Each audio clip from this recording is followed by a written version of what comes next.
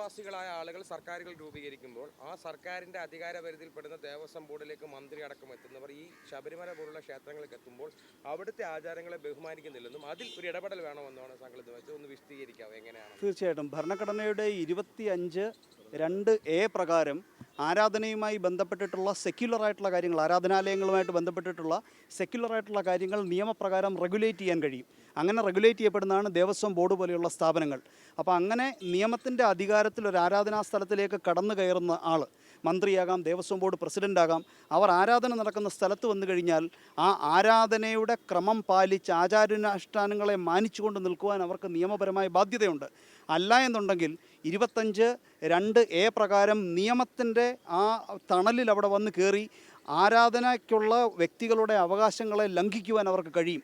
അപ്പോൾ regulating authority അല്ലെങ്കിൽ ആ പവർ വിനിയോഗിച്ചുകൊണ്ട് വരുന്നവർക്ക് ഭരണഘടനയുടെ 25(1) അനുച്ഛേദ പ്രകാരമുള്ള ആ ഒരു അവകാശത്തെ മാനിച്ചുകൊണ്ട് മാത്രമേ പ്രവർത്തിക്കാവൂ. അതിനനുസൃതമായിട്ടുള്ള മാർഗനിർദ്ദേശങ്ങൾ ഇഷ്യൂ ചെയ്യണമെന്നുള്ള രീതിയിലായിരുന്നു വാദം പോയത്. അതായത് നമ്മൾ ഈ ആചാരങ്ങളിൽ എത്രത്തോളം ഇടപെടാം, ആചാരങ്ങൾ അതുമായി ബന്ധപ്പെട്ട വാദമാണ്. അപ്പോൾ അതുമായി ബന്ധപ്പെടുത്തിയാണ് ഒരു കാലികമായൊരു കാര്യം കൂടി ശ്രദ്ധയപ്പെടുത്തിയത്. ആചാരങ്ങളെ എങ്ങനെ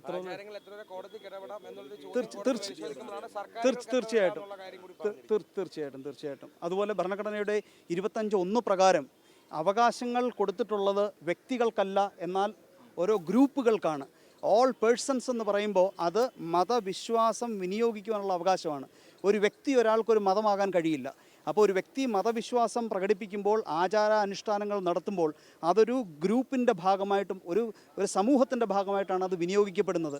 എന്നതുകൊണ്ട് തന്നെ 26-ാം അനുച്ഛേദത്തിൽ നിന്ന് വ്യത്യസ്തമായിട്ട് 25-ാം അനുച്ഛേദത്തിൽ കൊടുക്കപ്പെട്ടിട്ടുള്ള അവകാശം എന്ന് പറയുന്നത് ഒരു ഗ്രൂപ്പിൻ്റെ ഭാഗമായി വിനിയോഗിക്കാൻ കഴിയുന്നതാണ് എന്നുള്ളത് കൊണ്ട് തന്നെ ആ മതത്തിൻ്റെ അടിസ്ഥാന പ്രമാണങ്ങൾക്കെതിരെ ഒരു അവകാശം ഉന്നയിക്കുവാൻ ആ വ്യക്തിക്ക് കഴിയില്ല എന്നുള്ള ഇതുവരെ പറയാത്ത ഒരു സബ്മിഷൻ ഇന്ന് നടത്തുവാൻ കഴിയും. 9 ദിവസമായിട്ട് ശബരിമലയുടെ എക്സ്ക്ലൂഷണറി പ്രാക്ടീസ് എന്ന് പറയുന്നത് അത് അത് ഈ മെനിസ്ട്രേഷനുമായി ബന്ധപ്പെട്ടിട്ടുള്ള ഒരു വിഷയമല്ല. അത് യുവത്വമാണ്. യൂത്ത്ഫുൾ ഫെമിനിറ്റി എന്നുള്ള ഒരു സങ്കല്പമാണ്. ബാക്കിയെല്ലാം ഒരു തരത്തിലുള്ള വികലപ്പെടുത്തലാണ് എന്നുള്ള തരത്തിൽ തന്നെ. കാരണം നമുക്ക് ശ്രദ്ധിച്ചാൽ മനസ്സിലാകുമല്ലോ, ഒരു സെലിബേറ്റ് അല്ലെങ്കിൽ ഒരു ബ്രഹ്മചാരിയായി നിൽക്കുന്ന വ്യക്തി തൻ്റെ ഓപ്പോസിറ്റ് ജെൻഡറിലുള്ള ഒരു വ്യക്തിയുമായിട്ടുള്ള സാമീപ്യമാണ് ആഗ്രഹിക്കാത്തത്. അത് ശാരീരികമായിട്ടുള്ള മറ്റ് പ്രത്യേകതകളോ ബയോളജിക്കലായിട്ടുള്ള ഫിനോമിനനുമായിട്ട് ബന്ധപ്പെട്ടിട്ടുള്ളതല്ല. ഈ ഒരു പർട്ടിക്കുലർ ആസ്പെക്റ്റാണ്. അതിലേക്ക് പ്ലെയിനായിട്ട് ബോയിൽ ഡൗൺ ചെയ്യേണ്ടുന്ന ഒരു വിഷയമാണ് ഇവിടെ രജസ്വലയാകുന്നതിനെ സംബന്ധിച്ചൊക്കെ അത്തരത്തിലൊരു പബ്ലിക് നറേറ്റീവ് വന്നിരിക്കുന്നത്. അതായത് ശബരിമലയെ സംബന്ധിച്ചിടത്തോളം സോളിസിറ്റർ ജനറലിനോട് ബഹുമാനപ്പെട്ട കോടതി ചോദിക്കുകയുണ്ടായി, ഇതിൻ്റെ പെക്യൂലിയർ ക്യാരക്ടർ എന്താണെന്ന് ചോദിക്കുകയുണ്ടായി.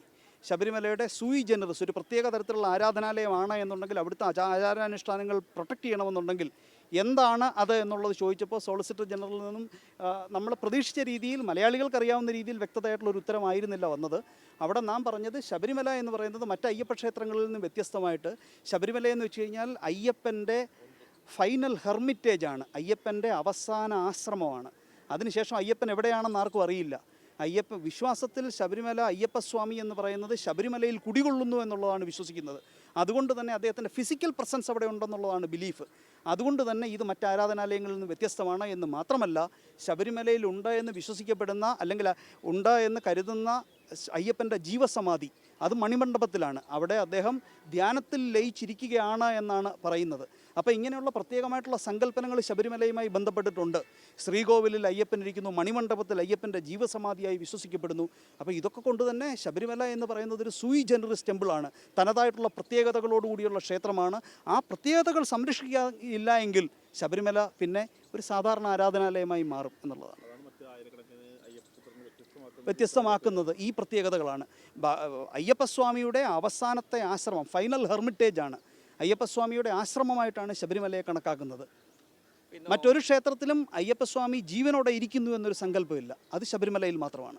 ഇപ്പോൾ പെറ്റീഷനേഴ്സിൻ്റെ വാദം 9 ദിവസമായിട്ട് നടക്കുകയാണല്ലോ. അപ്പോൾ ഇതുവരെയുള്ള ഒരു വാദം വെച്ചിട്ട് എങ്ങനെയാണ് ഈ കോൺസ്റ്റിറ്റ്യൂഷൻ ബെഞ്ചിന് എത്രത്തോളം ഇത് ഒരു അഭിഭാഷകൻ എന്നുള്ള നിലയിൽ പറയാൻ ഒത്തിരി പരിമിതി ഉണ്ടെങ്കിൽ കൂടിയും എൻ്റെ ഒരു പൂർണ്ണമായിട്ടുള്ള വിശ്വാസം ബെഞ്ചിൻ്റെ കാഴ്ചപ്പാടുകൾ ഡിസ്ക്ലോസ് ചെയ്യപ്പെട്ടിട്ടുണ്ട് എന്നുള്ളതാണ് ഈ വിഷയങ്ങളിൽ. അത് ശബരിമലയിൽ പരിമിതപ്പെടുത്തിയിട്ടുള്ള ഒരു തീരുമാനമല്ല. പക്ഷേ ബെഞ്ചിൻ്റെ ഈ വിഷയങ്ങളെ സംബന്ധിച്ചിട്ടുള്ള കാഴ്ചപ്പാടുകൾ നാം കരുതുന്ന രീതിയിലുള്ള കാഴ്ചപ്പാടുകൾ, അതായത് വാദിക്കപ്പെട്ട രീതിയിലുള്ള കാഴ്ചപ്പാടുകളാണ് എന്ന് ജഡ്ജിമാരുടെ നിരീക്ഷണങ്ങൾ വഴി വ്യക്തമായിട്ടുള്ളതാണ്. മറിച്ചൊരു തീരുമാനം ഉണ്ടാവില്ല. എൻ്റെ ശക്തമായ വിശ്വാസം, ബോധ്യം എന്നത് ഈ 9 അംഗ ബെഞ്ചിൻ്റെ ജഡ്ജ്മെൻറ്റ് വരുമ്പോൾ ശബരിമല ജഡ്ജ്മെൻറ്റ് ഓവർ റൂൾ ചെയ്യപ്പെടും. പിന്നീട് ഒരു റിവ്യൂ ഹിയറിങ്ങിൻ്റെ പോലും ആവശ്യമുണ്ടോ എന്ന് എനിക്ക് തോന്നുന്നില്ല. കാരണം Sabarimala judgement is going to be overruled എന്നുള്ളതാണ് ഒരു നിഗമനം. നമുക്ക് നോക്കാം, കോടതി കാര്യമല്ലേ. ഈ 9 അംഗ ബെഞ്ചിലെ റെഫറൻസിൻ്റെ ഉത്തരം 5 അംഗ ബെഞ്ച് പരിഗണിക്കേണ്ടതാണ്. പക്ഷേ ശബരിമല ജഡ്ജ്മെൻറ്റ് ഓവർ റൂൾ ചെയ്യപ്പെടുകയാണെന്നുണ്ടെങ്കിൽ പിന്നെ 5 അംഗ ബെഞ്ച് പരിഗണിക്കുക എന്നുള്ളത് ഒരു സാങ്കേതിക നടപടിയായിട്ട് മാത്രം ചുരുങ്ങും.